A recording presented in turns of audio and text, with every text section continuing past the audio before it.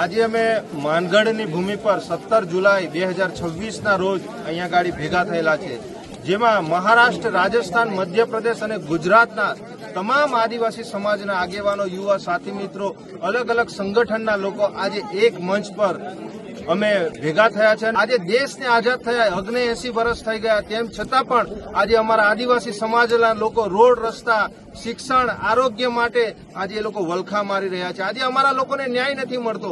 આજે અમારા લોકો જે ખેતીની જમીન જે લોકો જંગલોમાં ખેડી રહ્યા છે, આજે તેવા લોકોને એનકાઉન્ટર કરી દેવામાં આવે છે, નક્સલીઓ જાહેર કરવામાં આવે છે, ખોટા કેસો કરવામાં આવે છે, એફઆઈઆરો કરી અને અમારા આગેવાનો હોય, ધારાસભ્ય શ્રી ચૈતરભાઈ વસાવા હોય, એવા લોકોને આજે ખોટા કેસો કરી આજે એમને જેલમાં મૂકવામાં આવે છે, અમારો અવાજ દબાવવામાં આવે છે. પણ મિત્રો, આજે અમારો તમામ આદિવાસી સમાજ આજે જાગી ગયો છે અને અમારા હક અને અધિકાર માટે અવાજ ઉઠાવે છે.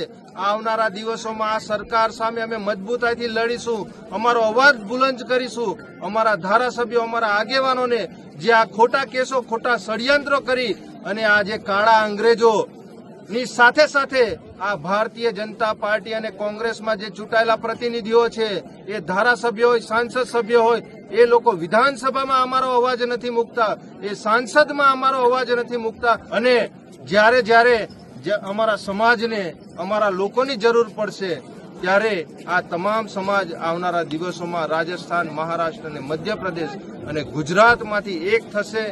અને જેવી રીતે ગોરા અંગ્રેજો અમારી પર રાજ કરતા હતા, એવી રીતે અમારા જ આદિવાસી સમાજમાંથી ઘણા નેતાઓ ચૂંટાઈ અને આ ભારતીય જનતા પાર્ટીમાં પોતાના સ્વાર્થના એ લોકો રોટલા શેકી રહ્યા છે. એ આવનારા દિવસોમાં અમે નહીં થવા દઈએ.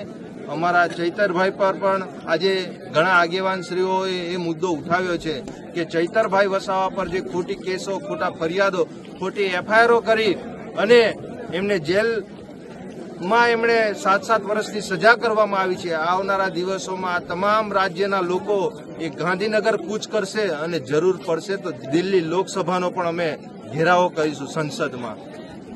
જય આદિવાસી, જય જોહાર.